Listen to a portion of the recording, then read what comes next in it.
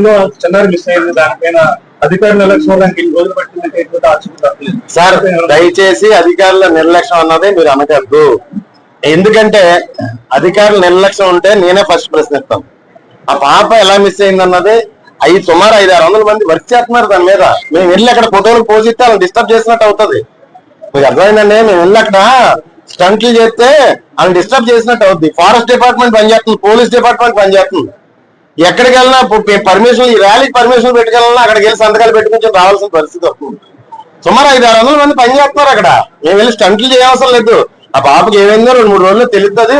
తెలిస్తే ఖచ్చితంగా వెళ్తాం. మేము వెళ్ళి వాళ్ళ తల్లిదండ్రులకు భరోసా ఇస్తాం. మేము భగవంతుడి దయ వల్ల మనస్ఫూర్తిగా ఆ పాప తిరిగి రావాలని చెప్పి తుని నియోజకవర్గమే కాదు రాష్ట్ర వ్యాప్తంగా ప్రజలందరూ కూడా దేవుడికి దండం పెట్టుకుంటారు. మేము కూడా నేను వెళ్ళి అక్కడ స్టంట్లు చేస్తే ఏం కలిసి వస్తుందండి? నేను కానీ వెళ్ళి వెళ్తున్నా వెళ్ళగలనా?